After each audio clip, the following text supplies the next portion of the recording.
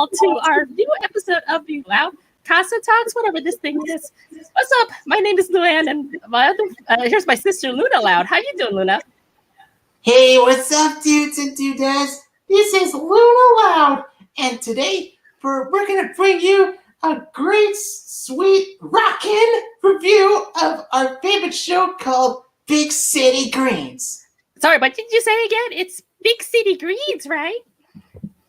Yeah, dudette, it's Big City Greens. I thought we were going to be talking about our, show Loud House. Wait. What made us change to Big City Greens tonight? Well, it actually turns out it wouldn't make much sense if we had talked about our own episodes, and I figured that it's not cool of us to hog the spotlight, so I'm like, why don't we just give the spotlight onto our next favorite family, the Greens? Although, to be honest, I was actually teasing with Cricket a little while ago. Yeah. Cricket's relentless. Like, Cricket does not give up. You know that. That's true. Okay. All right. Let's go ahead and get things started here. Let's actually start up with our first episode that we're going to review tonight. It's called The Van. If you don't know about that episode, it is. Hold on. It's the episode where Van pretty much got stuck with the Greens. I think you saw this episode before, Luna. How did you like this episode? Well, let's just say that it was kind of a rocking episode to me, but I feel that Cricket and Alice were mean to that poor guy. I mean, the dude never gets a break. He has a wife and a kid. He has a dirty van. He's trying to survive, and yet Cricket and Alice here are just sort of suspicious of him, and I feel that's not cool, bros. Oh, and honestly, no, we're not talking about Van Zyl. We're talking about the van, okay? Calm down. It was just some random van over at the Greens' house. I mean, I can't believe it. The other thing, too, is that our friend Tilly Green, she knows Japanese. How did I not expect that? What can I say? The dude is bilingual. I can't believe it, though. I mean, holy crap! I didn't know Tilly could be so talented with the Japanese and all. Anyways, what was your overall rating on this episode? Well, personally, I'd like to give it a 8 out of 10. It was a funny episode, and Tilly learning Japanese is the best thing about this episode. Cricket and Alice, though they were kind of jerks in the episode, they did make up to the guys, so. I give him props to that. That's what a rock star does. Okay, that sounds good. I have to also give it an 8 out of 10 as well. I thought it was really hilarious and all. Just everything from it all, just with Granny and Cricket just continuing to become just being selfish and stuff, and also just destroying the van and all. I mean, the ending was also pretty cool too. Just the fact that they, how do I say this? Are feel sorry for the guy in the van. So yeah.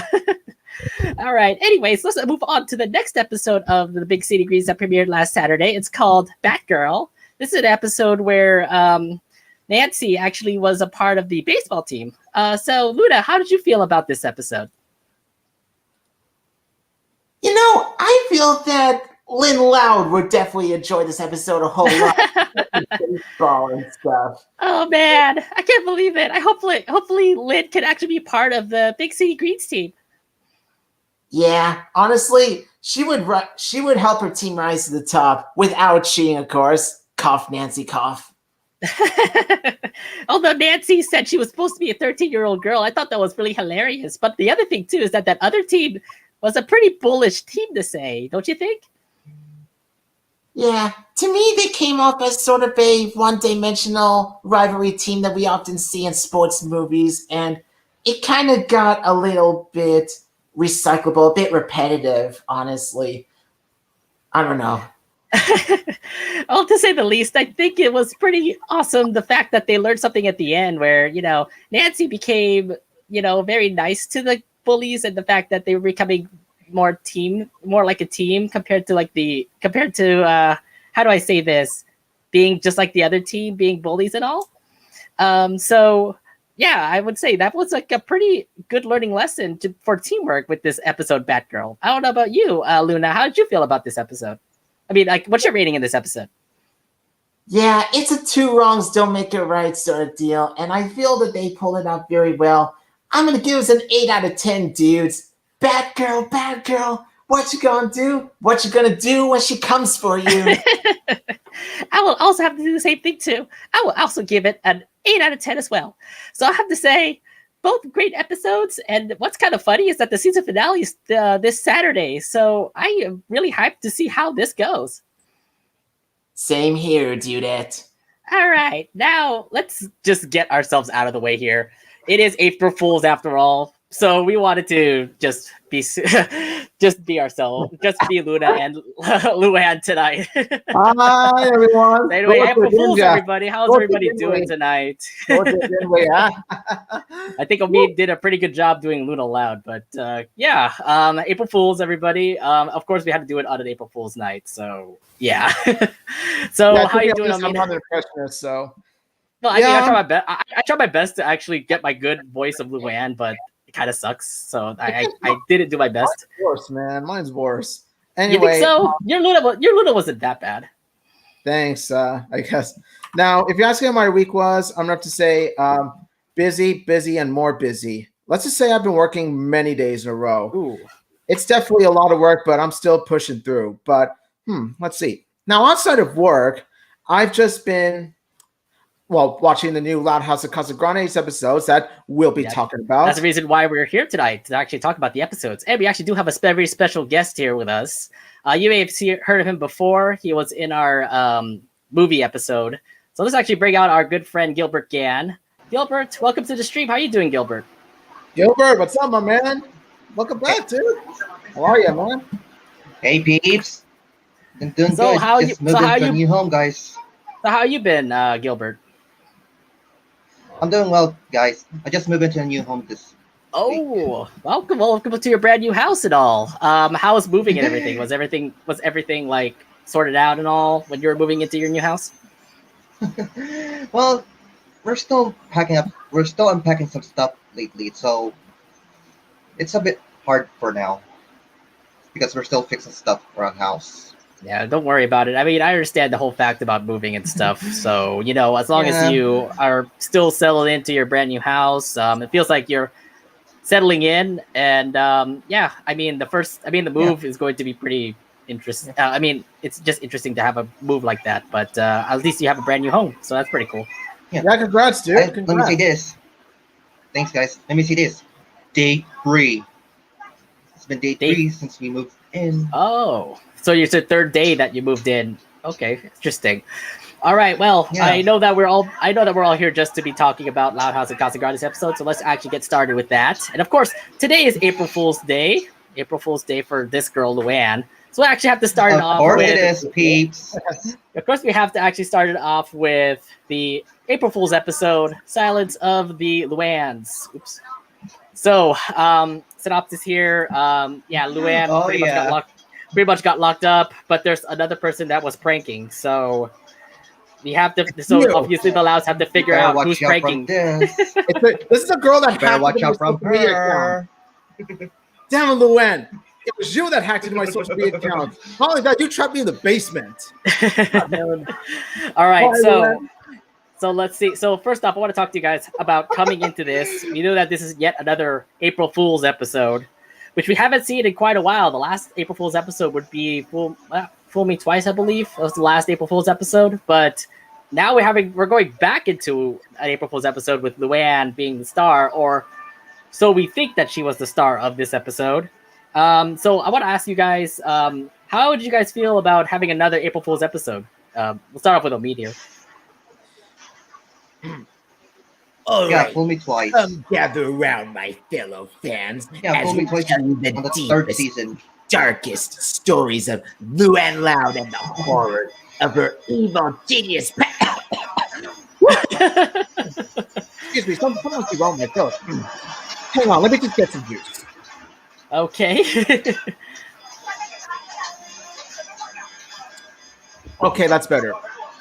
Now, as I was saying, I was actually looking forward to another April Fool's episode, as I myself am a big fan of the April Fool's trilogy due to its comedic writing, the creativeness and exaggeration of Luan's many pranks and antics, as well as Luan being the evil pranking genius that we all know and love. Don't worry, All of go them ahead, are Omid. awesome. And despite what some Yeah, people go may ahead. say about You them, go first, Omid.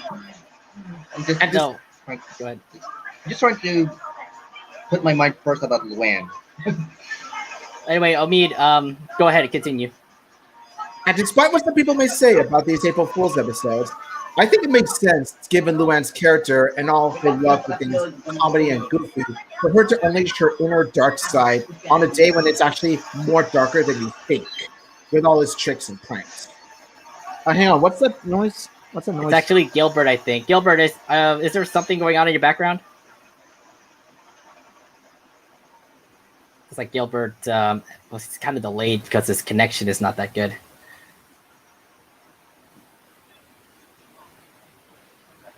Because I'm hearing from Gilbert's side, I believe. I don't know if it's true. Nothing. Sorry, I'm just telling my mom to keep quiet. Okay. I mean, I can't hear it anymore, so that's good. Yeah, sorry, it's because of the Wi-Fi. Okay. All right. Anyways, I'm running on mobile Wi-Fi at this point. See, that's the other bad part. Mobile Wi-Fi could be a little hassling there. All right, Omid, how about continue on? I think that's all I have to say, pretty much. Okay. How about you, Gilbert? How did you feel about having another Luan episode? Another Luan April Fool's episode? I think the thing is that I was ecstatic myself. Okay. I was ecstatic myself. I've seen the episode twice now, and let me guess who was behind all the prank mania. Little Lily. Oh, we were supposed to approach with that a little later on, but thanks for that. But then again, we all got spoiled the fact that somebody put up the clip that Lily was the prankster. But anyways, yeah, I mean, I'm really happy just the fact that we actually had another. I'm just surprised the fact that we have another April Fool's episode. I was just considering the fact that we have got a trilogy of April Fool's episodes for the Loud House. Now we're actually having a brand new trilogy again, considering the fact that Luann is back into her own ways. But then again, we also do have another prankster that's also in the works too. So you can easily call this a quadrilogy instead of a trilogy. What would you call it? If you have 6 movies, well, how is it called? Yeah. Saga. You remember that? That's a saga. So do you think it's gonna be another saga of April Fool's episodes? Maybe we should have called it the Prank Mania arc. Maybe. It's all focused on Luan's April Fool's episodes. Maybe we could have called that. True that, man. True that. But yeah, I gotta say, never expected to see another April Fool's episode. But then again, I think this is what makes Luann kind of pop out. The fact that she is she's very crafty when it comes to her pranks. And this time around, it's not her being the prankster, it's somebody else. So the thing about this episode is that Luann was locked up, but pranks were still going around, even if she was in a cell. Gilbert, you said you saw the episode. How did you like the sequence of pranks that occurred, when Luann was locked up in that cell in the basement? It was hilarious. But let me tell you one thing. Luann with a deep voice. Luann with a deep voice. It makes her totally out of context funny. Makes her sound like the Hannibal Lecter. You have to get me out of here. I love that part, actually. Just the fact that I love it too, yeah. Christina Pacelli was like, context funny. Yeah, I can't believe the fact that Christina Pacelli was actually there. Just hilarious. The range of voice, man. The range of voice. How she was able to pull off Whoa, what's wrong with my throat? More juice for me. I just like the fact that Luann did the whole. I don't know. Was it like a Hannibal Lecter thing? It's like, Lincoln, could you get me? I thought that was great, by the way, because it just makes you feel like it just makes you feel like you have a horror film happening here, which kind of felt like it, right? Definitely. She sounded like that one puppet from the Saw movies.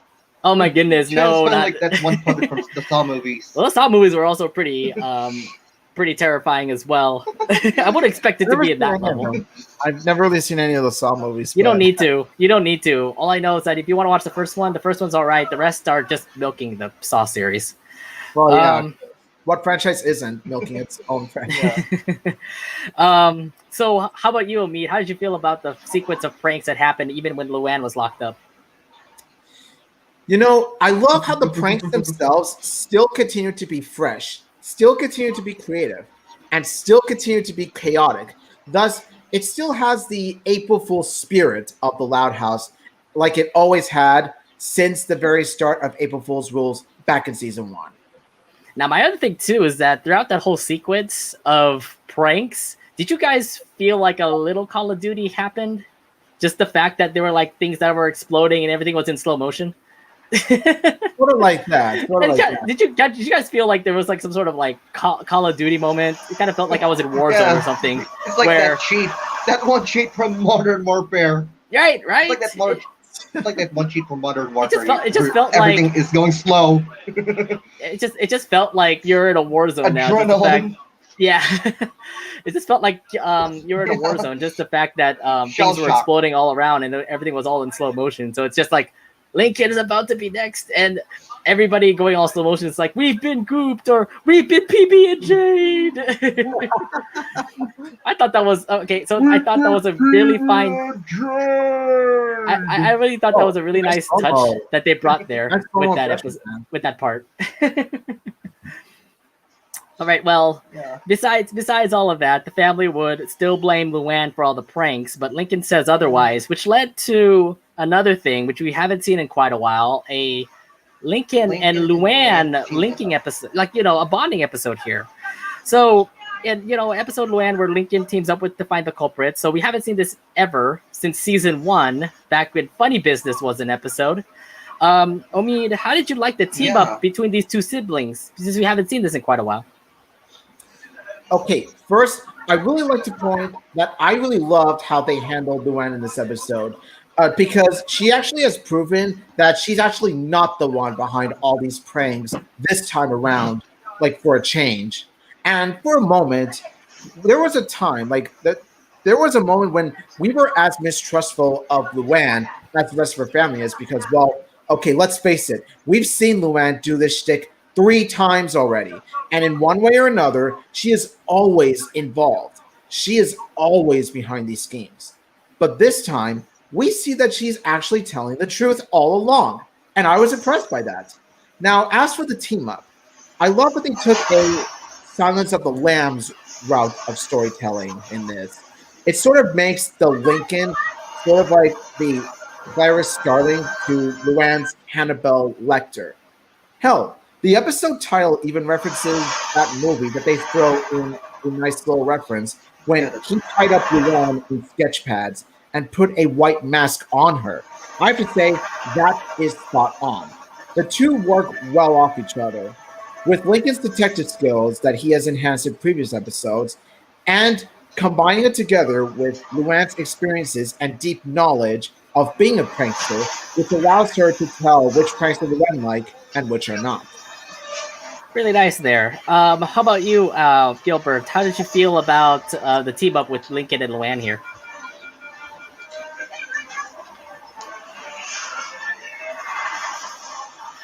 It's like, Gilbert, can you hear us? I don't know if he is. I kind of hope the audience hears us. Like the noise is kind of, Yeah, well, I can hear you perfectly, Gilbert. Oh, it was great. I remember the last time how it differs from Funny Business alone. Because one, it's about Lincoln trying to help Luann. Yeah, I can hear you guys. Oh, okay, he's being delayed. I'll say this again. You're having some misconnections here with Gilbert right now. I can hear you guys. I can hear you guys very well. It's just that it's delayed quite a bit. Again, like I said, I like the teaming of Lincoln and Luann. It's because When is it? When is it the last time did we saw them in funny business?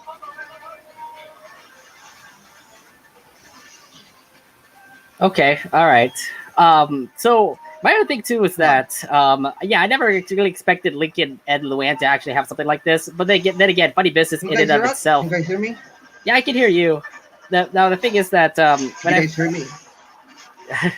hold on, I think we're having a delay with Gilbert here. It seems like he was having some little misconnections all of a sudden. Um, hopefully the connections could get a little stronger over at his end. Hopefully it doesn't get too bad.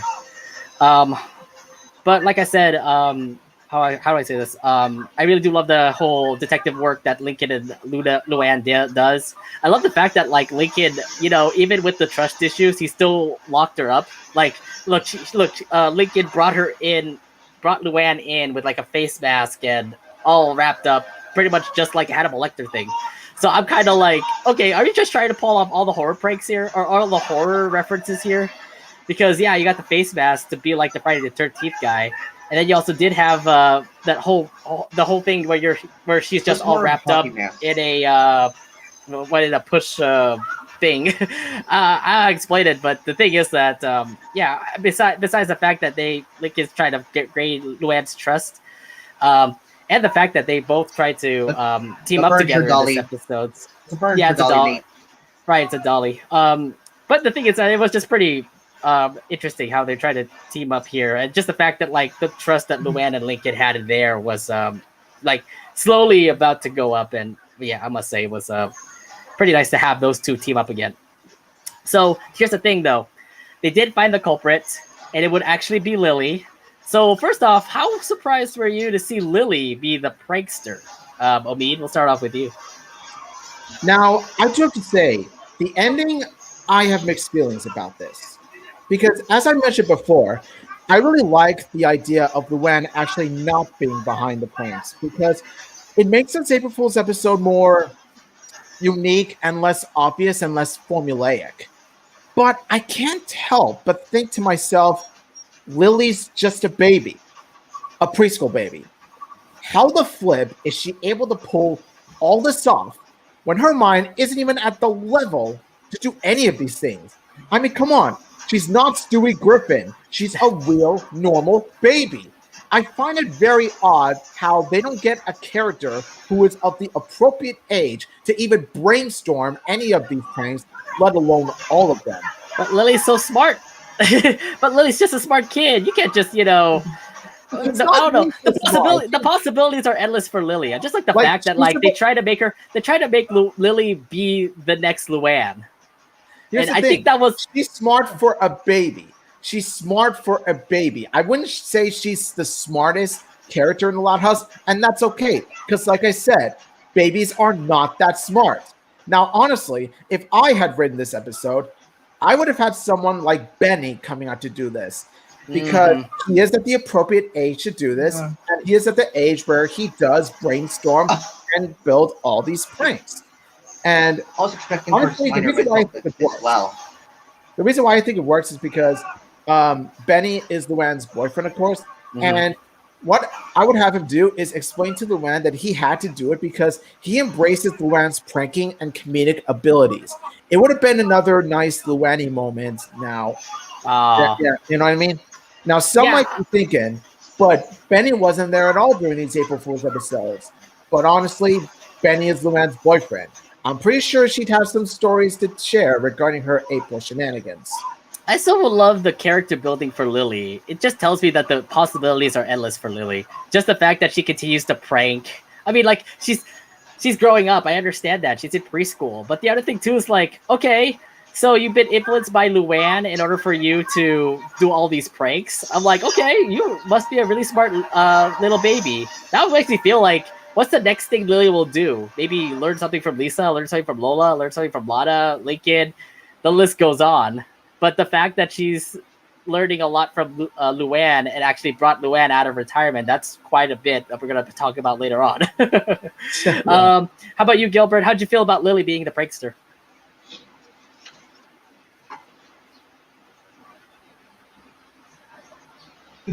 Again, like I said last time, this girl is evil.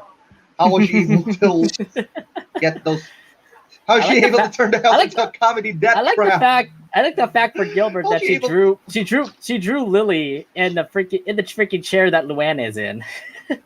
Yeah, yeah, I like How in that. the Nice, world was she nice able to job. turn the entire Nice house job, into a Gilbert. lethal comedy death trap? Right?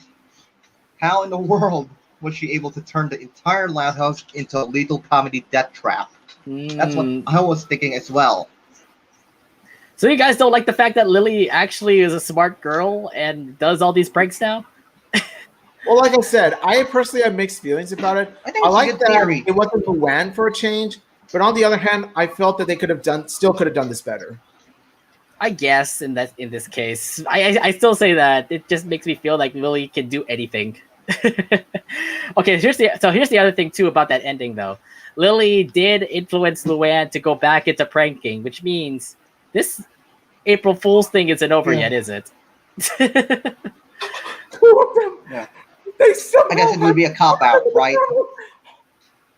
I mean, now it just makes you feel like there's gonna be another April Fool's episode this time with Luann and Lily teaming up for the Loud family to get pranked on again. What about how do you feel the same way, Gilbert? Do you think there'll be another April Fool's episode again? I agree. It'll be like in tandem. Luan's the headmaster and Lily's the partner in crime. Ooh, there's gonna be a partner duo with pranking now. Ooh, Yeah. how about you, Omid? Yeah, I Are hope you, you're like writing in Double, tandem right? together. Sort I mean, of double trouble sort of thing. how about you, Omid? Are you feeling like you really want another April Fool's episode this time with Luann and Lily? Honestly, I feel like April Fool's episodes, the quantity of the April Fool's episodes, I feel they could go so far. Like, I don't want them to continue to keep milking these April Fool's episodes. I kind of want them to have like a grand finale, honestly. And I feel that this episode, like its ending, was kind of a cop out sort of ending because, oh, it turns out that Luann has officially come out from retirement because Lily inspired her to do so. And I feel like, That's what I okay, said. I enjoy these April Fool's episodes. Let's be honest, like we did think that Luann might be a bit too mature for these. And yeah, she is growing up. That she said that That's she what was going I to said. retire. But yeah, looks like we're going back That's what I into said the pranking. last time. Hmm. That's what I said the last time. Okay, It turned out to be a cop out, guys. it turned out to be a cop out. But the thing is, like, the ending was kind of cute. Lily and Luann just First hugging, of all, cheek she squeaking all. did promise. Cheek She squish, did cheek promise squish. at all. What's that? Yeah, she did promise that she wanted to end up retiring in pranks, but look how it turned out. Yeah, Luann Lily. influenced Yeah, to say the least, you Lily. gotta. To say the least, you gotta blame Lily for bringing Luann back into pranks in this case. Yep. Yeah. Hashtag blame Lily. Frank Hashtag- Mania I don't know if you want to. He's just a baby. Exactly. say, That's the problem. hashtag- She's a baby. How is she able to Hashtag- do all these with the simple little Yeah. baby brain that she has? Yeah, good question. Yeah, actually, come on, she's a toddler. She's a 2-year-old toddler. tell that to How the was she able writers. to They made her put all like those. they made her like a genius now. All right. Anyways, Yeah. anything else? Anything else you guys want to bring up? Reminds in me the of Baby episode? Genius. Baby Genius. Anything you Yeah. guys want to bring up in the episode before we go to our reviews, our ratings? Honestly, I'll just go straight to the ratings. And now the ratings. I'm gonna give this an 8 out of 10. Damn my throat. I don't know why you trying to choke up on me. Just stop that. How about you, Gilbert? What's your rating on this episode? I should cite this from my Patreon page. Overall, the episode is entertaining at my POV of a LoudCasa fan, and props to Christina Pacelli, who I was still puzzled because of that raspy voice. So, overall, mine would be 4.75 out of 5 pies. Wow, that's quiet. Oh wow, that's pretty big What up a there. rating system Nice. you have, bro. That's quite a Not bad. system you have. I can like that. Because I gotta give. Okay, let so me tell you, Because I Go root ahead. for Luanne. I root for Christina. Okay, that sounds cool. Because I root for Christina Pacelli so much. Christina Pacelli is an awesome fan, though. I mean, then again, she is the voice of Luann Loud. I have to say, though, this was really entertaining. You know what? We have missed the April Fool's episodes. Yes, there have been a little bit of flaws here or there. But the other thing, too, is that I'm really excited to see what happens next since, you know, April Fool's Day will now have Luann and Lily now doing pranks. Or maybe Benny can also join in, too.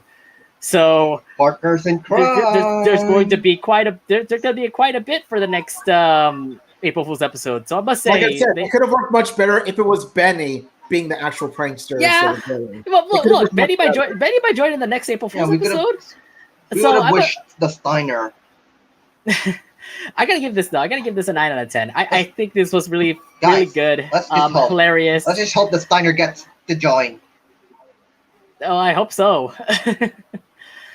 But yeah, I must say, like I said, a really good episode. It was hilarious. It was just entertaining throughout. Just the fact that you're just, you know, on the grips of your seat, wondering who is the prankster, and the fact that you have to take down Lily and the family just being tortured by going around the Burpin Burger forever, according to Lily. So, And so I must say, Lily could be a really Portland dark Senior. prankster. Lily could be a really dark prankster, but I mean, Luann is there just to keep her in check, which means that this could be a very entertaining April Fool's episode the next time around. But yeah, I can't wait for the next one if they ever make one. Let's just hope that would happen in season 6. I just wish. Okay, so that was pretty much it for Silence of the Lambs. Let's head over to the second half of the Loud House new episodes. Oh. This episode is called Undercover Undercover Mom. The synopsis here says, Rita goes undercover as a student in Royal Woods High School and becomes BFFs with Lenny, Luna, and Luann. So right off the bat, we get to see the issue of the episode. The high schoolers are bonding with their mom. So what does Rita do? Go undercover and actually try to bond with them as a high schooler. So how did you like this plan for Rita, Omid? We'll start off with you. Okay, I'm going to say this right now. Now, Rita's motivations for doing this are perfectly understandable because she resembles every parent that goes through this. Because think about it. Since Lori has moved away, from home to college, Rita herself has felt that her kids are growing up too fast. And this episode shows the realistic dilemma that she goes through when her high school daughters are, well, let's just say, not very attentive of their mother. Now, that isn't necessarily a bad thing because it is perfectly natural at their age because they are teenagers after all, and it does make sense for teenagers and grown-ups in general to focus on their own goals and their work. But I'll tell you this, at least Rita does get a smooch from Lily, even though it was a little drooly. Now, right off the bat, where do you see the potential that this episode has in order to make it stand out as one of the best Rita episodes? Because of the realistic dilemma presented in this episode, like I said. Now, this episode could have worked as, like I said, one of the best Rita episodes. This could have been great if it wasn't for all the stupid crap that has plagued this episode to become the mediocre disappointment that it is. Okay, well, we got to be explaining more about that later, Obid. How about you, Gilbert? How did you feel about Rita, being a part of the high school, being a part of high school and all that? I think it was good. It kind of reminds us of that reality TV show titled Undercover Boss. Ooh, I like that I show. guess they did include some elements about it as well. Maybe Well, we the should other thing watch too- some Omid. That's gonna be honest with you. Now, the thing is that, though, Rita just did this just because she was doing a paper about teenage life. So it makes sense for her Yeah, to in be the undercover and RW all. Gazette. Right. But the other thing, too, continuity, by the way. Continuity, that she's still in the From paper. Right and Wrong. So, Yep, yeah, for right and wrong. Hey, their she's still in the amazing paper. mother. Their amazing mother. Now here we go. That I'm probably going to be pulling a lot of strings for everybody here in the crowd.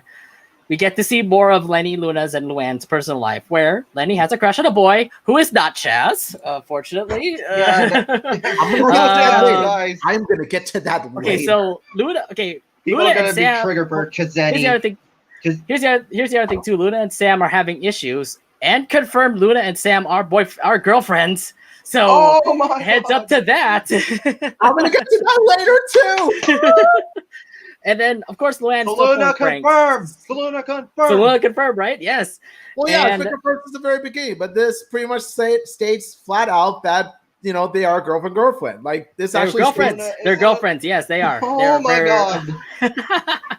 So, and then the other thing too is that Luann is still pulling pranks. So let's discuss more about these, especially And- for Lenny and Luna, because Lenny has a crush on a boy who's not Chaz, and there's also the Luna And confirmation Chazani that we have fans to will be talk about. triggered. Yep, we know that. How did you know? Okay, so how did you like the whole personal dive into Lenny, Luna, and Luann's into Lenny, Luna, and Luann's life? We'll start off with Gilbert. How did you feel about seeing how they're doing right now?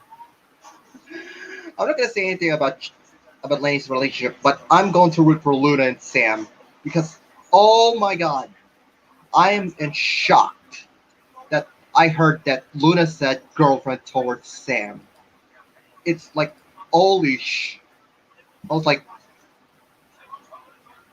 are you freaking serious? No, but the other thing too is that they were technically confirmed. I mean, they were technically confirmed. Yeah. Okay, it's not really confirmed. The thing is that they were dating. I mean, like Racing Hearts was a clue. Racing Hearts, There was also Perfect Gig. Perfect Gig. Perfect Gig. You can see the cheek. You can see the cheek kiss there. Oh, So yeah. it kind of tells you that they're girlfriends. When Luna kissed him, I was like, ah!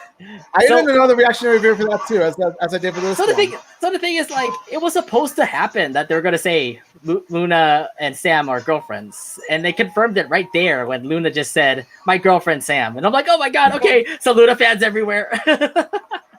It's like, oh my God. Oh my God. Yeah. So you could just seen all over Twitter, and Twitter was just all over the place about Sam and Luna being confirmed. Actually, it took a lot of episodes. All hell broke loose. It actually took a lot of episodes for them to confirm Sam and Luna, but I think it already has been confirmed since Racing Hearts to be. But yeah, the other thing broke loose when she said it. The other thing to point out is also Lenny and Chaz. I'm so sorry for all the Lenny Chaz fans, but Chaz is pretty much dead. Sorry, Chazani fans. I'm so sorry. I got a lot to say about that.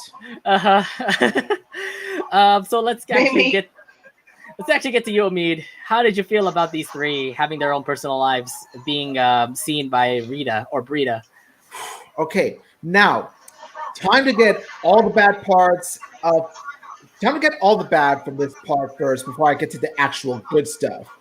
And a lot of you know what I'm talking about when I say the good stuff, all right? You all know what I'm talking about, okay? Now for the bad. Now, my problems aren't with Rita and her actions because, like I said, they are understandable and relatable. My biggest issue is how the flip could Luna and Luann not see through their own mother's disguise. It's so obvious. Are you kidding me? Like, honestly, Lenny, I can understand. I can give Lenny a pass because she's supposed to be this oblivious. Yeah, she's a dumb blonde. So it's in character. Lenny's a dumb blonde. It's in character for her to fall for this disguise. With Luna and Luann, on the other hand, they have no excuse at all, especially when they are supposed to be much smarter than Lenny, for God's sake. These are the same girls who know computer tech of Luna and set up all the creative beginning of Luann. So this feels like the episode just dumbed down Luann and Luna in order to fit the episode's plot. And let me tell you, I really hate when not just cartoons, but any type of media does this, the characters are supposed to be part of it. Oh, and also, the second thing. No, Chaz! Really? Are you kidding me? You literally just, Loud House, you literally just took Chaz You literally just crumbled it like a piece of paper and just threw it in the trash like it was nothing. FYI, FYI, all that build-up, FYI, all that Omid, anticipation, Omid, all they that did- hype was for nothing. Omid, they did the same thing for Francisco and Lynn. So, I mean, L is for Are love you is kidding me? L is for love is not a real thing except for Luann and Benny and Luna and Sam. So I said this before. I'm gonna say it again. What the flip? Okay, now that I got all the bad out of the way, let's talk about the complete opposite of bad, which is the good. And when the parts are really good, Yeah. they are. Shazani fans are screwed. Luna calls Sam her girlfriend.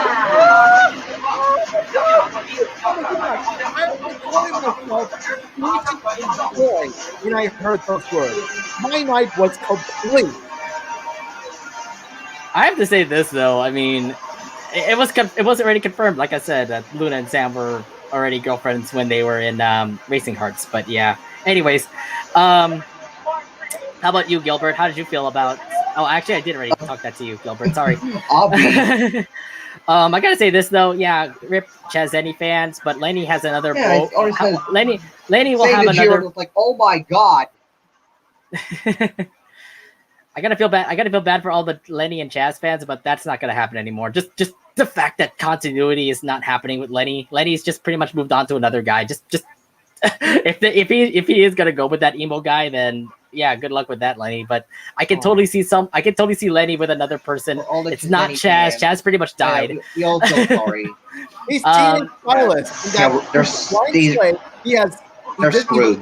He contributes nothing to the plot other than to be, 5-second eye candy. For Maybe the character. Chaz is in college. That's my opinion. Maybe Chaz is in opinion- college. I might be wrong. Guys. I might be wrong on that. I don't know if Chaz is actually a In my college opinion, person. I guess Chaz is in college. You think so? I think more he's in high school. The thing is that they're not showing the secondary characters as much. What happened to Becky? What happened to Dana? Where are the rest of those high schoolers that Lenny and Lori were hanging out with? They're pretty much gone. Now they have new characters. Jackie. What's Mandy. going on? Yeah, I know. It's like they just crumbled them up like paper too. Just throw them in the garbage to be forgotten about. Like I said. Uh-huh. Yeah. And, well, here's the other thing too. I really hope that we get to see more of like those secondary characters like Becky and Dana and Jackie and Mandy. Jackie. Yeah, Dana. any of those people. Because the thing is, like, now you're thinking that continuity will not happen on those people now. So Even I don't know. Francisco. I don't know what happened to them, but anyways, I do actually like the fact that even with the relationship like Luna and Sam have, they do have fights, and that's the thing that Luna points out, that Luna and Sam are having some issues. And you know what? That's still pretty cool for girlfriends. I mean, girlfriends will have that, and they kind of pointed it out there that Luna's having issues, and it's not really descriptive there in that episode, but it's just interesting to see that Luna and Sam having issues. So she's just talking about it and all. And of course, we're not going to go in depth about it, but to say the least, that was just interesting to see that they're not really the perfect couple, but they are still a couple. And the fact that Luna just said they're a girlfriend and stuff. Although I kind of time that they show relationships in perfection. Remember, for Racing Hearts, where like the main conflict in Racing Hearts was that Luna and Sam are different from each other. Right, but the other thing too is that Luann may have done more than just pranks. I feel like if we put Luann and Benny in this episode, then maybe Luann had some issues with Benny, or I don't know, the whole pranking thing that Luann had. I think this just felt like, really, you're just making her do pranks? I thought there was gonna be something more interesting, like Lenny having a possible boyfriend, or Luna and Sam having issues. But you're giving Luann just a prank to Principal Rivers.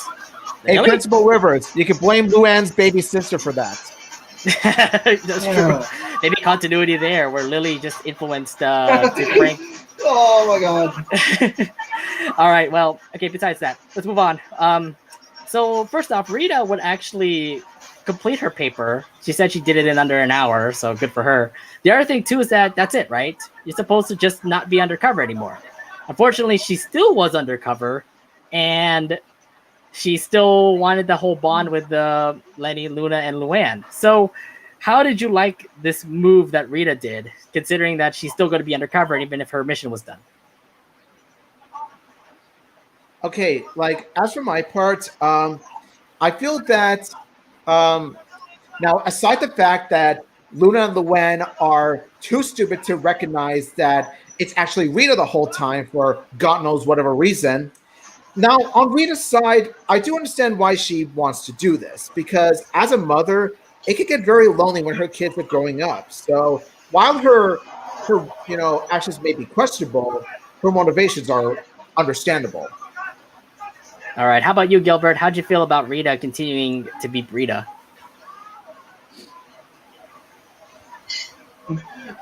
I guess Rita's gonna be trouble for this because yeah, even Lynn Senior would be in trouble for this because they his their three daughters are gonna be suspicious later on.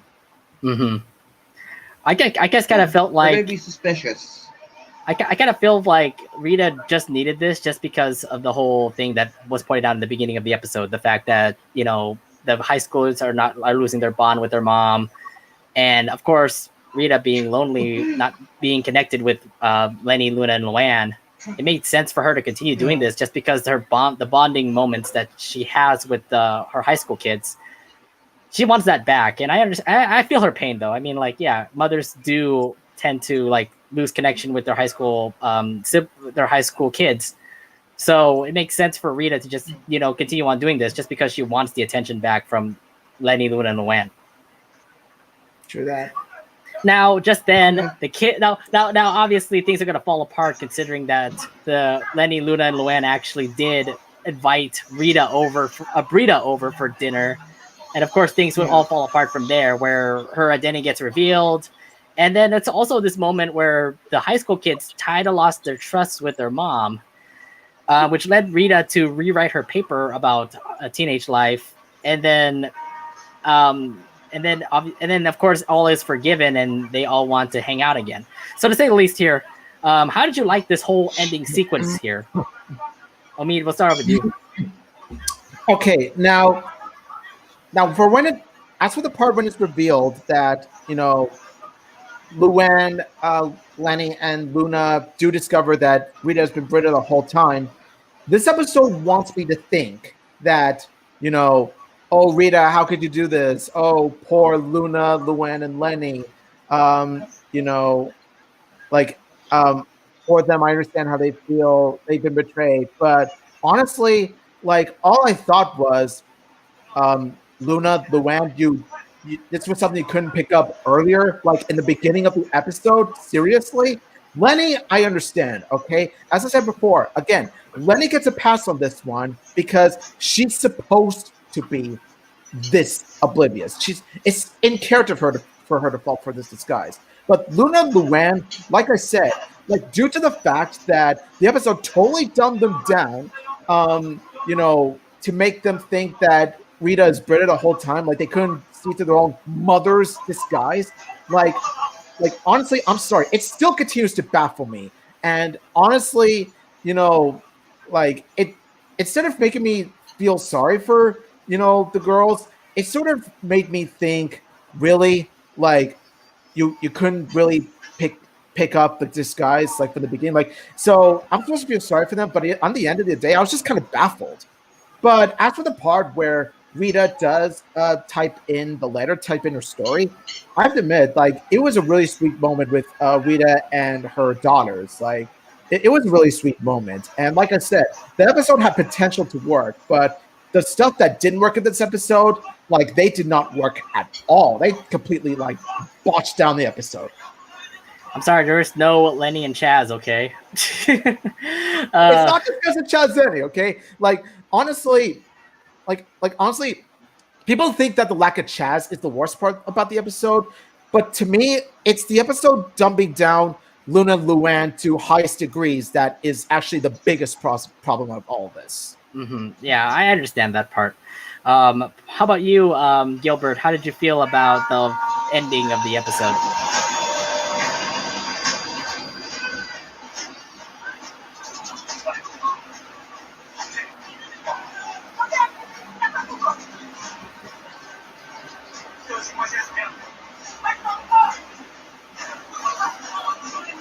Hmm.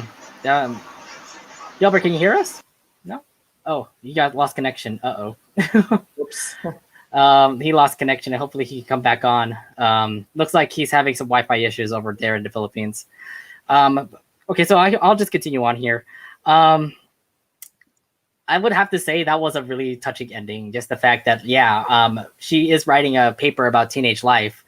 But the thing is that, it obviously was going to be something that was going to be looking bad for Lenny, Luna, and Luann, it seemed to be. But when she rewrote the paper, now it just feels like it's very touching. Because the thing is, like, look, they all have their own secret lives to say. Like, Luna doesn't want to talk about this with her mom. Lenny doesn't want to talk about this with her mom. Luann doesn't want to talk about this with her mom. That's the reason why she wrote the paper again, just because it's just more for them to just say, hey, you know what? I don't need to go into their personal lives, because I can just, have, they could just be the ones to go and point out or just call out their mom and say, like, we need your help. And that's the point about the whole ending about it. It's like, let them live their lives. They'll need their mom whenever they need to. And I thought that was just a really touching moment there. So I must say, really, really nice little ending there. How about you? I mean, anything else you want to say from this episode? Yes, honestly, like I said, honestly, I'm just pretty disappointed in this episode. Like, it was definitely, it had the potential to be better than it actually is, because there were some good elements, like, for example, Rita's realistic dilemma that she goes through as a mother, like feeling detached from her children, and also the fact that, Saludo, baby, what's up? Luna goes down, let's go, my nuts. But the stuff that didn't work in this episode, like, they were just, bad writing overall, and it really did botch down the episode as a whole. Like, just the simple fact that, Rita could have put on just fake glasses and a mustache, and the girls would still have fallen for this disguise nonetheless. And also the fact that, the show, like, pretty much officially treated Chaz, like, very badly. This episode, like, treated Chaz like he was garbage, like, not showing him at all. And honestly, like, Chaz Lenny isn't, my all-time favorite ship, but honestly, I felt that there was potential with Lenny and Chaz. Like, I did see the potential for them to work. I'm sorry. They did put a song. Yeah, they did put and really loud music. Like, really loud music. Hello, I mean, you got to point that out there, that there was a potential for Lenny and Chaz. It pissed me off. There was a potential for Lenny and Chaz in really loud music. The fact that there was a song from Lenny and Lori that talked about Chaz and Lenny, so that was thrown out the window. So honestly, like, when you really do factor in all the problems with the episode, and when you do in factor the things that actually did work about this episode, overall, it was still an episode that I just did not like. It's one of the weakest season 5 episodes for me. And it's a damn shame, because, like I said, it could have been much better than it was. Honestly, I'm going to give this a 5.5. Wow, that's quite a low bar there. Honestly, I would have given this a 4.5, to be honest, but it gets a +1 modifier because of the Saluna moment. Just for that alone, it gets a +1 modifier. I gotta give this, though. I did like the whole lesson at the end, and the fact that we understand Rita's little moments where she started to spy on, or started to be undercover and just, hanged out with all of her kids. But I can understand the pain that she is as a mom. I mean, the fact that, your kids are probably going to leave you there. And the whole lesson at the end was actually pretty nice. And the fact that they're going to be bonding with their mom a little more. And I think that was just a great little ending there. Besides the fact that there was a lot of things that may have missed. For example, like Chaz and Lenny, Chaz and Lenny not happening. I get it. It's not going to happen, guys. Sorry, Chaz and Lenny fans. Chaz and Sam and Luna were at least confirmed, and I'm so proud of that.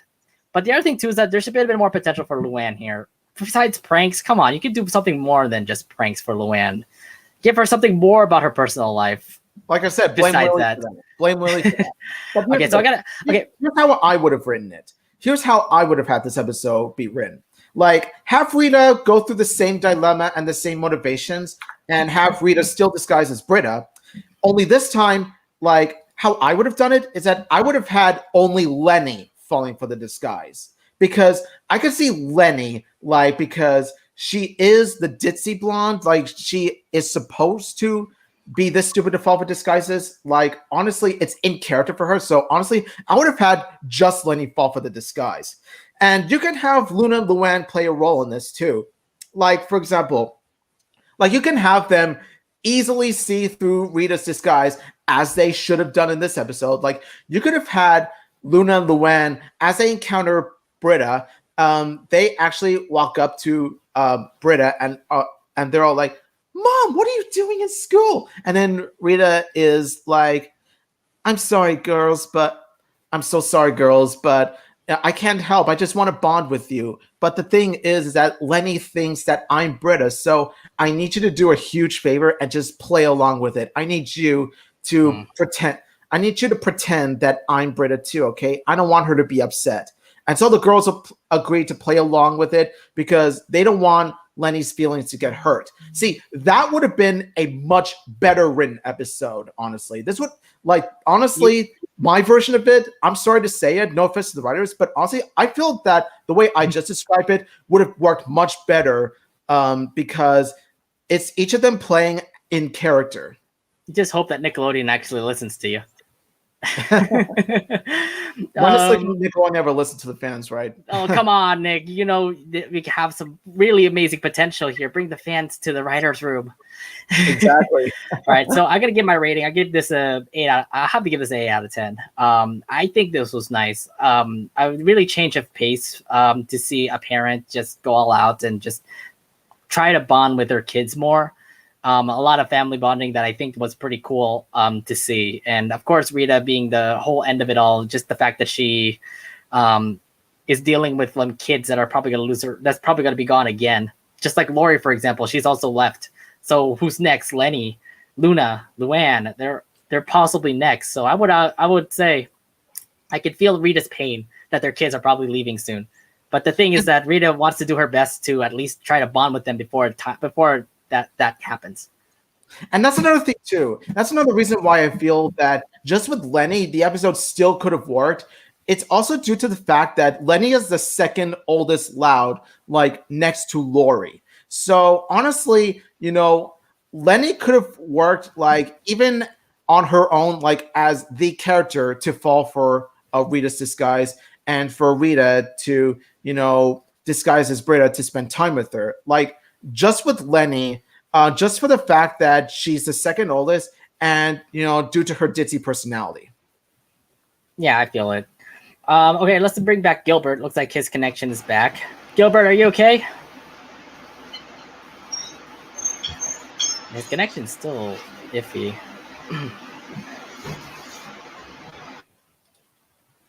Doesn't seem that his thing is working. So I'll let him... Yeah, I can't hear him anymore, so I have to get him off the stream for now until he gets his connection working. All right, So me and you will just continue on with the show. So let's move on to the Casagrandes episodes. Let's actually bring in the first episode that came out on Friday. It's called Karate Chops. So the synopsis here is that used to being top dog, Carl can't handle when Adelaide joins his karate class and becomes the class star. So first off, let's take the elephant out of the room. Another Carl and Adelaide episode. We haven't seen this since Blunder Party. So when you heard about this, how excited were you to see this episode? Okay, now there are two things that got me hyped for this episode. One is so obvious, and the other not so obvious, of course. Now, the first one is, of course, Carly. Woo!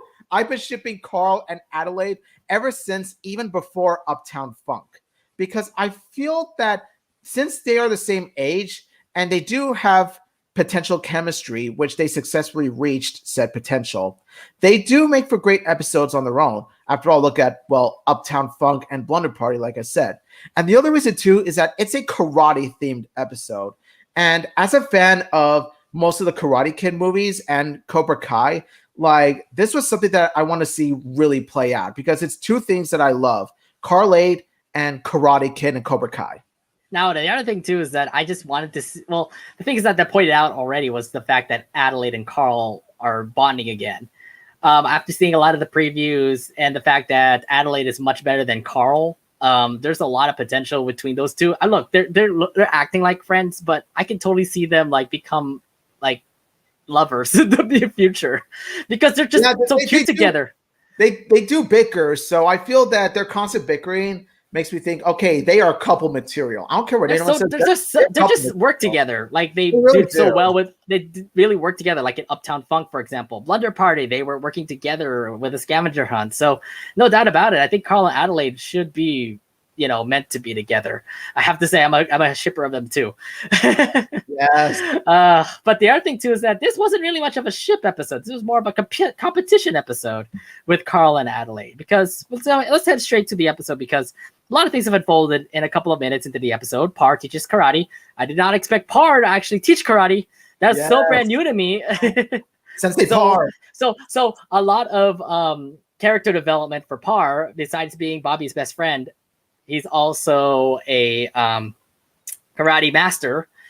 Of course, Adelaide is also really good at karate. I did not know that. But then again, we also did go into the episode where Adelaide just pretty much listens to Par, and he's much better at karate compared to Carl. So first off, throughout this first couple of minutes, what impressed you the most? Now, what really impressed me was how Bobby has a hobby outside of delivering goods to the Mercado. He has his own dojo, and like, honestly, I'm really proud of Par because it really shows that he's more than just the delivery guy. He's also Bobby's best friend, and he is also a karate sensei. Like, honestly, I am so proud of that. Like, just the fact that Par has his own hobbies, it's really, really good to me. It's really amazing. And also, I felt that there was a missed opportunity for a joke where Par training Carl. Like, I felt that at the end, he could have had Par training Carl or, making it a punishment for Carl for cheating. When Carl has to wax Par's car, and then Par's like, wax on, wax off, my dude. Wax on, wax off. Someone missed a huge Karate Kid moment here. Exactly. Where was the Karate Kid and Cobra Kai Easter eggs in this? I was just wondering, but maybe that's just me. Maybe it's just because I'm a fan of Karate Kid. That's just me.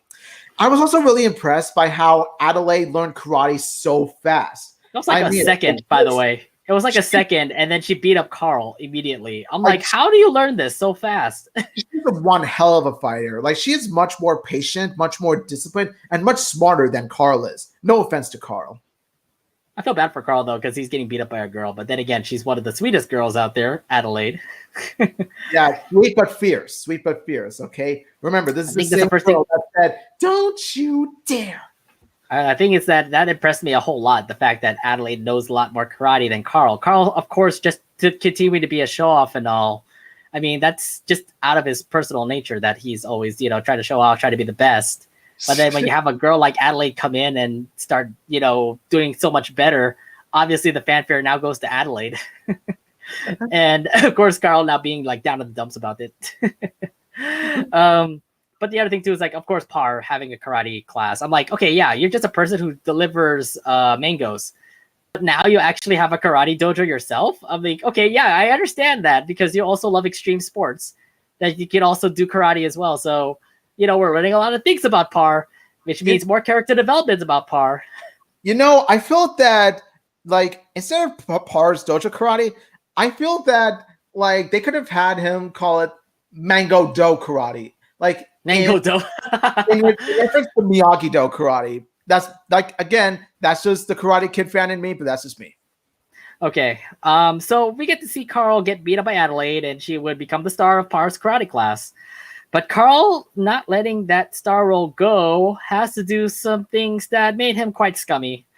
I didn't like this part here because it just, okay, I get it. He just cheated his way to become the star again by making, like, fake boards and having Adelaide have rubber boards. And of course, making Adelaide quit. This is kind of a low from Carl for me, but I don't know about you. I mean, how did you feel about this? I felt that this actually really works here because it's a clash of two different personalities. One being hot-headed and arrogant and willing to win no matter what it takes, and the other being level-headed, calm, patient, disciplined, listens to instructions, and is naturally a good fighter. This sort of reminds me of the Karate Kid sort of rivalry, where you have Carl as the Johnny Lawrence and Adelaide as the Daniel LaRusso, because of the yin versus yang sort of story that they go for. And plus, due to the fact that it actually works well as a karate story, because karate is about honor. Like what we have seen from these karate movies, not just Karate Kid, but karate movies in general, karate is all about honor and discipline. And it takes honor, discipline, and hard work to really become a karate fighter. And I really do love that this episode teaches us and that Carl learns that there is more to karate than just winning. It's also about working hard and honor. Okay. Oh, yeah. Now, here's the thing. Now, I know that technically this is a selfish character episode. And, well, let's just say that recently I've had bad experiences with LoudCasa episodes and how the focused characters in certain episodes really were dirt levels of selfish. And what I'm talking about is Clyde from Flying Solo and Ronnie from Teacher's Oh, man. Pet. Oh, These man. These two episodes, especially the latter, really fell flat on their faces and ended up losing potential to be better episodes than they were because of Clyde and Ronnie Ann, respectively, because of how they behaved so badly, how they behaved so out of character that honestly, they ended up, botching the episode down, like I said. So right off the bat, you thought that I was going to condemn Carl in this episode the same way I condemned the other two, calling this episode, as mediocre as the other two.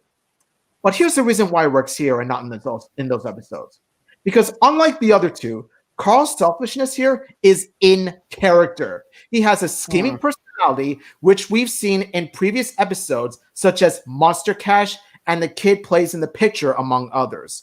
The combination of his personality and selfishness work very well to create Carl's in-character motivation to sabotage Adelaide and be number one.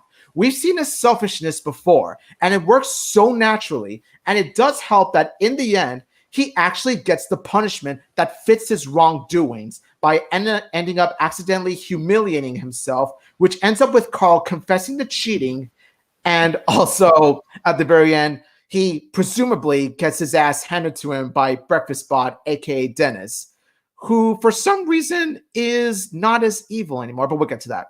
Now, with Clyde and Ronnie Ann, their selfish behaviors were out of character, and they either don't get strong enough repercussions for their actions, or they just flat out get away with it and they don't learn anything at all. Thus, it makes their behaviors so infuriating to watch in Flying Solo and Teacher's Pet, respectively. I gotta say though, I understand the fact that Carl is kind of selfish and all, but yeah, that is his character. I kind of still feel a little weirded out that it was actually going to be with Adelaide. It just kind of feels like, oh, I thought you and Adelaide are friends, and yet you still want to, backstab your friend and do all this. I get it. You want to be the star and all, but come on, man. To Adelaide, to the sweetheart here, it felt weird. It felt weird to me. Well, here's the thing. At least with Carl, like, he recently just started his friendship with Adelaide. Clyde, on the other hand, has been Lincoln's godforsaken friend for years. So yeah, okay, look, Clyde has no excuse. Clyde has no excuse. That's for sure. I hated that part too. We could go back to your rant again about that. I said my piece on this. Let's move on. Okay. Anyways, I mean, yeah, Carl a little bit scummy, I must say, but in my case, I just felt that it was weird. I felt weirded out the fact that Carl started to become a little scummy, trying to cheat in order for him to become the star again. But anyways, let's move on. With Carl winning, Carl would help Par with his presentation, but had new boards that he had to break. There were boards that could talk. Apparently, I didn't know that is happening.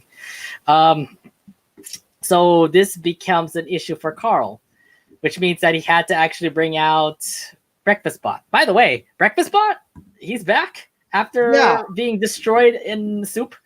Yeah, for some reason he's not evil anymore. Like somehow he's sort of. I mean, maybe the fact that Sid rebuilt them and then of course did not overload his processor, overload his computer in order for him to not be evil again. Maybe that might be why. But Breakfast.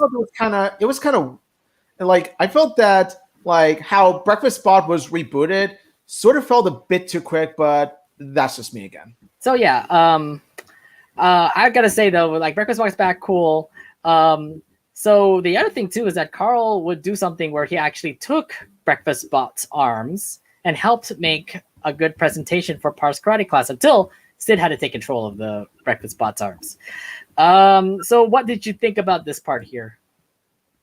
Now, honestly, like I said, like the ending really does fit with Carl's, learning his lesson about cheating his way out of karate, like cheating his way out of winning, how there's still going to be repercussions for, his actions later on, which I give credit for the episode for.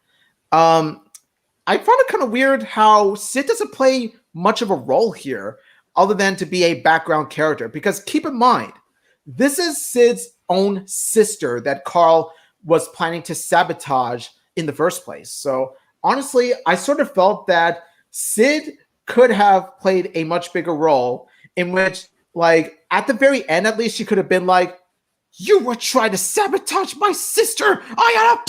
Maybe Adelaide just never told Sid. And then have Sid kind of like beat Clyde's ass. I was sort of like, whenever Sid would be like, oh, hi, Carl. I'm just like, Sid, do you know what's going on here? He's trying to sabotage your own sister. My thing is that my thing is that Adelaide may have not told Sid. So that could be a thing. Like she could have that was not in the episode. That was not in the episode. It's more like Adelaide quit and then she just quit. She didn't come back until the presentation. Here's the thing: she could have figured something was up.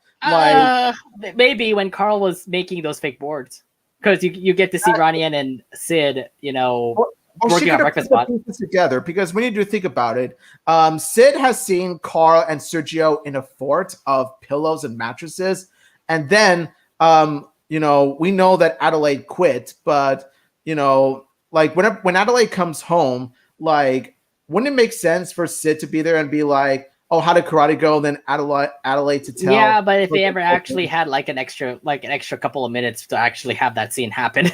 And also that Sid has seen Carl, like Sid discovers that Carl stole the robotic arms, and as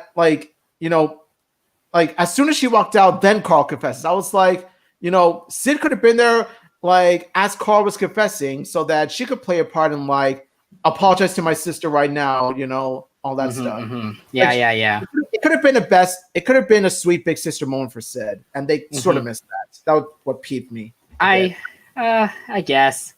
I'm not really complaining about it. It's more like, why haven't the audience noticed that he actually had extra arms because it was Breakfast Bot's arms? Like honestly. Oh, and also another thing too. A little oblivious from the audience. Exactly.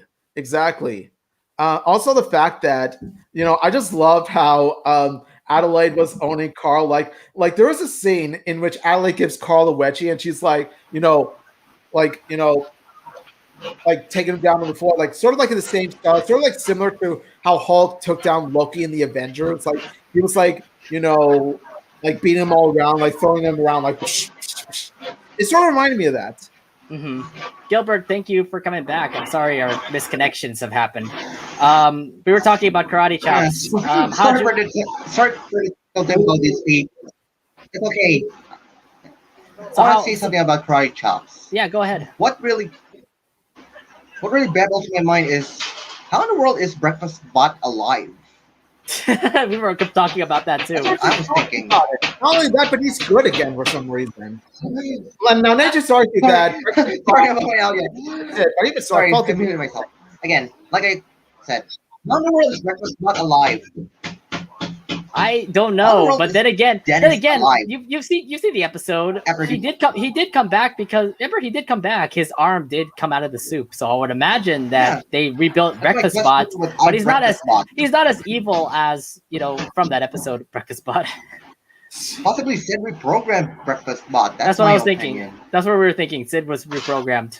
Sid reprogrammed Breakfast Spot. Yes. Yeah. All right. So I do want to say anything else you guys want to point out in this episode? Not much I have to say, honestly. Like, overall, I would say that I enjoyed it quite good, but there was still a few problems I had with it. But overall, I say it was a pretty good episode. I'm Okay. definitely going to give I would say, an 8 out of 10. I felt that this was a selfish character episode done right for a change. And, just the fact that it's Carl and Adelaide, and it's also in a karate sort of environment, like, it's the best of both worlds. Okay. How about you, Gilbert? How'd you feel about Karate Chops? What's your rating?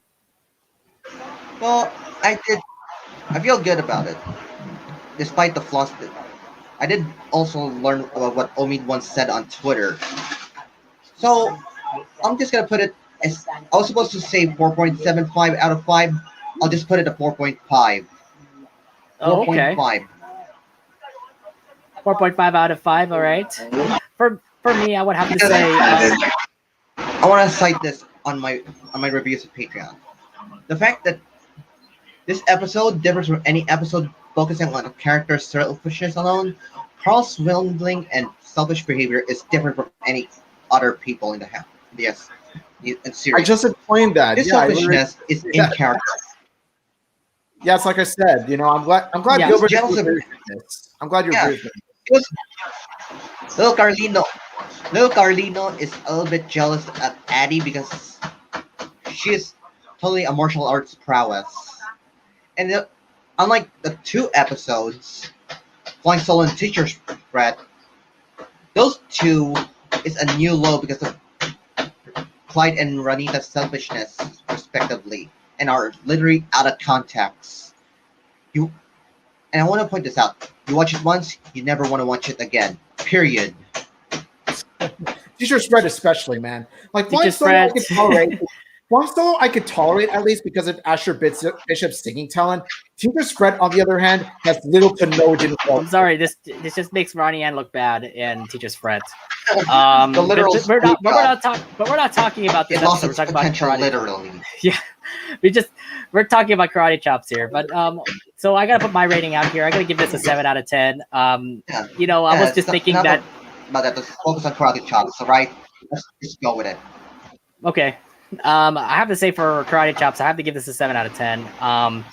Carl, like I said, a little bit selfish. I think the selfishness did pull a lot more in this episode. I understand that this is his character. This is him just trying to be the best. He is a kid after all.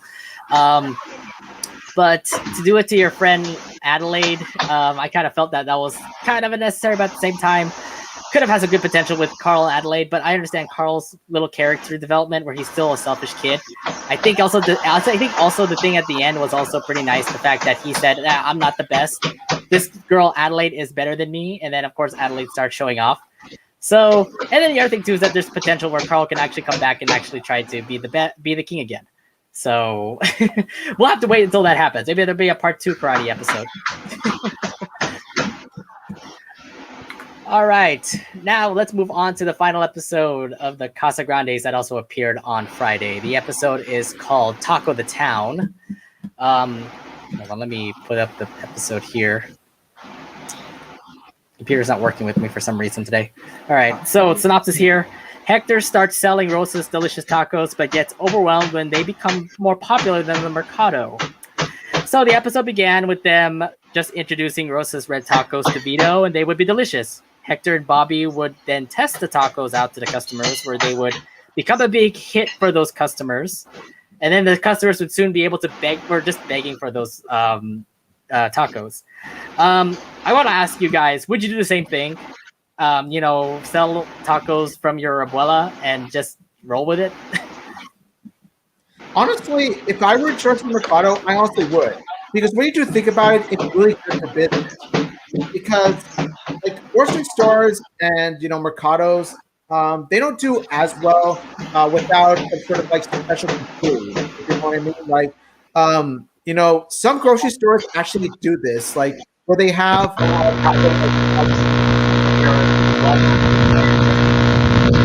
We got mic issue. Hold on for a second.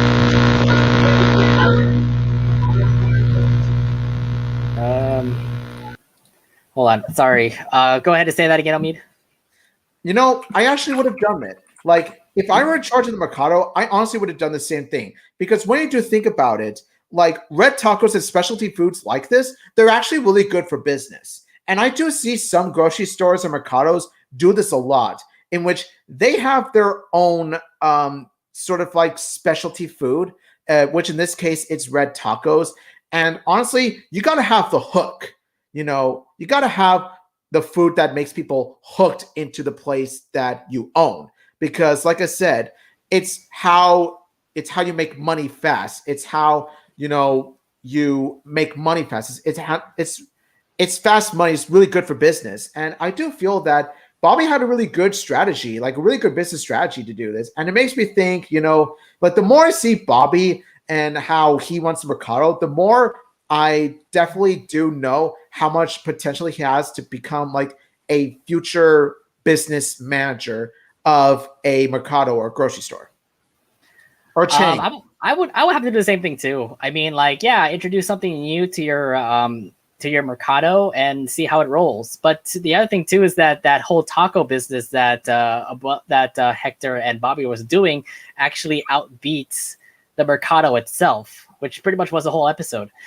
So let's continue on here. Soon the problem would arise when more and more people came to the Mercado for the tacos, which led to Rosa working full-time making tacos and having DJ Carl back DJ Tacotron, specifically DJ Tacotron, yeah, you can call it DJ Tacotron, yes. He pretty much entertained the customers. Pretty much they're pretty much making a restaurant than a Mercado. So with Rosa making the tacos, she couldn't be able to do her other job, which led to a little role reversal where Hector became Rosa's job. Hector did Rosa's job and Rosa did Hector's job. This led to a role reversal with them. How did you like the change of roles between Rosa and Hector? It's actually really interesting. Go ahead.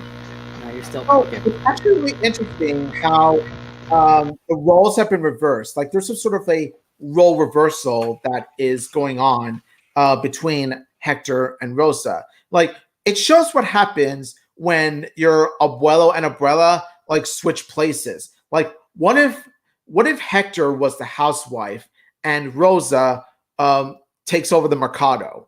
Like it really does take an interesting route into how like it's hard for Hector to it's really hard to see how it's really hard for Hector to do all these house chores and all that stuff. And, it really does show how all glitters is not gold in a sense. Meaning that, like, even though he has all the money in the world now, like he's much richer than he ever was before, it really does show how Hector is still unhappy because he's not where he wants to be. He feels that his place, his purpose is in Mercado. And we know that Rosa's purpose is a housewife who cooks, cleans, and tends to the kids. So, like I said, this is a all that glitters is not gold sort of story, as well as a role reversal story that I felt was very effective. I gotta say the same thing too. I mean, the role reversal was also a pretty good twist with Rosa and Hector just switching roles, having Rosa actually run the Mercado and become a restaurant. While Hector, I understand Hector did this just because he wanted more money. But at the same time, you're not running the Mercado anymore. You're pretty much doing whatever your wife is doing. So, yeah, he had to maintain the Mercado. He had to maintain the apartment. Even had to do like some family chores as well. I feel bad for CJ because he was looking forward to that cake. I feel bad because of course, Abuelo can't, make a cake or anything. Hector is But yeah, terrible but making you get to feel like yeah, I made a great move for the Mercado, but at the same time, the Mercado is just changing because of the whole change in management, to say. Let me bring back Gilbert. Let's see if he sounds good right now. No, I still hear buzzing. Okay, and I can't see him, so his camera's off. So, sorry, Gilbert, I can't hear you and you're buzzing right now, so we gotta get you off again. I'm really All sorry. right. Yeah, really sorry, Gilbert. Hopefully you can get those fixed before we sign off tonight. I love you, man, but you got to fix some difficulty problems, man. We still love you, man. All right. Anyways, so with the tacos becoming a big hit, the Mercado's becoming more of a restaurant thanks to Bobby's, Bobby's things, changes in the Mercado. This obviously struck Hector, since the Mercado has pretty much become a fad. Like literally the Mercado became the restaurant, like Rosa's restaurant. Like the sign changed. It became a sit-down restaurant. The Mercado is pretty much a freezer now. So Hector's pretty much screwed. What did you like about this moment here where Hector realizes I don't like this? I got all the money in the world, but he's like tearing up with cash in his honestly, like I said, it really does an effective job in showing that okay, you have a great business in the Mercado, you got all the money in the world now, like you're loaded, but at what cost? At what cost are you willing to go this far to be rich? You know what I mean? And also, I love the fact how Ronnie Ann played a really touching role in this. Like she just shows up at the end, just to comfort Hector, listen to what Hector has to say. And I really do like how, Ronnie Ann is the one to tell him, have you told her how you feel? And, she does help Hector realize that, he needs to tell Rosa how he feels and that his place is in the Mercado, which it kind of like I know that, it sort of like begs the question. Doesn't this scene sort of play like a small apology for Ronnie Ann's behavior in Teacher's Fred because she just shows up in the end, just to give Hector the lesson? I don't know. It's a massive coincidence. It couldn't be. It could be debatable. But anyways, after Hector learns that his place is in the Mercado, he takes Ronnie Ann's advice. He tells her how he feels, and he makes it up to Rosa by promising her a vacation spa and everything. Which, while costly, let's be honest, Rosa deserves it because she's been working like hell. She's been working so hard, almost as much as, if not more so, than her daughter Maria in the hospital to make these red tacos. I can imagine all the hard work that, all the workload that she had to go through. So honestly, she definitely deserves a time off. I mean, she definitely does. I mean, she definitely does. Just the fact that she pretty much was running the whole restaurant there, and you didn't see her stop at all. She was pretty much making all those tacos, and yeah, she was tired. You can totally see her in one scene where she was in the morning. I didn't know that people were ordering tacos. Then they had to freshen her up and get her back into the restaurant and all. So keep in mind, I can totally see the pain that Rosa did. Is buff. We've seen her muscles. Okay. So. Oh yeah, what the freak? She's doing all these chores with all of her with her hands and her hands and not knees, her hands and feet, for example. Thank you, Breakfast Bot. I gotta say though, I mean, props out to Rosa. I mean, she really stepped up there, and it wasn't until Hector had to say I want things to go back to normal that made Rosa pretty much say the same thing too. So I mean, they're in mutual agreements, and the fact is that they're really cool with it. But she's no more red tacos, unfortunately. I kind of really want to eat one of those red tacos now. One thing I also do. We should get a red taco together. One thing I also do want to ask too is what did you feel about the ending? It kind of feels like a cop out as well. Honestly, I don't think it was as much of a cop out as Silence of the Luans was. Honestly, at the very least, Hector did, finally confess to Rosa, and even offered to keep in mind, this is Hector's character. This is Hector we're talking about. So it's very hard for him to pay this much for another character, let alone his wife. So I gotta say, it was a nice breath of fresh air for Hector to offer to pay for her vacation as sort of a gratitude for how much hard work she has put in the Mercado.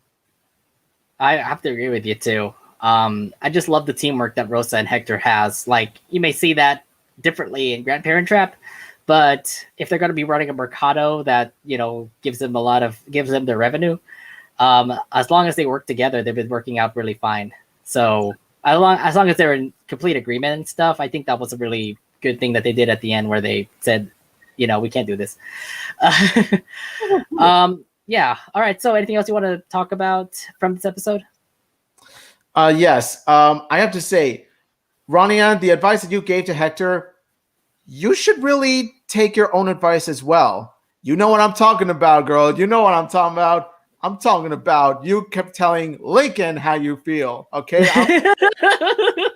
I'm just saying, like, oh man, it's kind of hypocritical that you tell Hector how you feel about his wife, yet you don't do the same for your potential where's boyfriend. the Ronikin fans at? Where are the Ronikin fans at? I believe that we're going to have another potential. I mean, we want it to happen, but yeah, I think Ronnie Ann should listen to her. Now you make me feel all flustered now that I'm thinking, okay, Ronnie Ann Lincoln stuff. Okay, here we go again. I'm pretty sure all the Ronikin fans agree with me on that one. Okay, I'm just saying. I would agree with you too. Oh, yeah. All right. Well, how would you rate this episode? Honestly, I would rate this an 8 out of 10. Like, this was a really touching and good episode that really does show and emphasize Bobby's potential and skills as a, you know, manager and runner of the Mercado. It really shows how he runs the Mercado very well. And I love the dynamic duo between Rosa and Hector, how Rosa does the cooking and Hector does, you know, the managing for a bit before he becomes a housewife and does the chores, does Rosa's chores himself. I also love, and of course, DJ Taco Tron! Woo! DJ Taco Tron! See, that's it. That's like the best part about Carl. Like, sometimes he'll go all show offy like that, but I like the fact that, you know, he does all this kind of stuff. So that's my like good thing about Carl in this episode. But yeah, I do love the whole time. Yeah, I do love the whole role reversal that actually happened here, where, like, yeah, Hector had to become the pretty much the person in charge of running the whole apartment, while Rosa had to work over the Mercado and all. So it's pretty much a Hector episode where Hector had to make a sacrifice to have Rosa run the whole Mercado since her tacos are popular, and then having Hector do another thing which is totally out of his control. And of course, it led to a lesson where Hector had to get back to normal and just run the Mercado again. So I gotta say, I gotta give this a 8 out of 10 as well. I think this was a great Hector and Rosa story that I thought was really, really cool. So yeah, we haven't ever really gotten much Hector episodes before, but this one I think was pretty on the nose on the point of the episode for Hector. Yeah, same here. All right. Gilbert is still not on. Unfortunately, we had to cut him off considering that his internet has been a little bit wobbly. His camera and his voice. Well, there's a lot of noise around his area as well. I understand that he is moving, so it makes sense. We totally understand. We get it. We're happy for Gilbert. You know, we love him like a LoudCasa brother, but you know, I'm just saying there was a lot of like noise and distractions. We just, you know, had to make this as clean as possible. So, like, honestly, I really do hate that we had to cut Gilbert off in the middle, but it was so that we could get our point across. Yeah, Gilbert, exactly. We love you, man, but we hope you get better connection next time, man. Yeah. Hopefully you can get back to the internet cafe. I think the last time we did this was because you were in the internet cafe and that was better connections. But anyways, that was pretty much it for our LoudCasa Talks. Thank you very much for checking out the LoudCasa Talks episode. If you guys do want to listen to us more, head over to our YouTube and go ahead and hit the subscribe button and also hit the bell as well so you get notified about when we come on. And also, if you want to listen to our LoudCasa Talks, you can also listen to our podcast wherever you can over wherever you listen to podcasts, Spotify, Anchor, Google Podcasts, Apple Podcasts, and more. And yeah, that's where we're going to be at. we will finally have our new LoudCasa Talks episode coming up this weekend. We've been waiting a long time for this, but I'm pretty sure we're all settled in for the episode where we have to talk about continuity. I think after reviewing Undercover Mom, we're going to be pointing a whole lot more about continuity. Yeah. We're going to touch on that topic, and we're also going to touch upon, especially Ella's for Love, when we get to the continuity podcast episode. So yes, y'all stick around for that. We're planning on doing this on Sunday, so I'll put up the video on YouTube when we can. But yeah, also Sunday's Easter. I totally forgot about that. But I mean, Sunday night shouldn't be a problem, right? Yeah, no. Easter usually occurs on the day anyway. So, and yeah, plus given recent situations, I think Easter won't be as out there as it was like pre-2020, You know what I mean? Before the pandemic happened, yeah. Before the pandemic happened, yeah, like pre-2020, like I said, you know. Right. We'll be here on Easter Sunday as we will record another episode of the LoudCasa Talks as we talk about the continuity issue of the Loud House and the Casagrandes. Has that been fixed in season 5? In some cases, yes. Other cases, no. Yeah, we're gonna be having a big discussion about this. Anyways, thank you very much for checking out the stream. My name is Nate. And this is Omid saying thank you all so much for watching. I know we had a long night of pranks, karate, and a whole lot of red delicioso tacos. So let me just say thank you so much, LoudCasa crew, for your most wonderful support. We love you all so much. And so this is Omid saying thank you all so much for watching. And until next time, smell you later, dudes.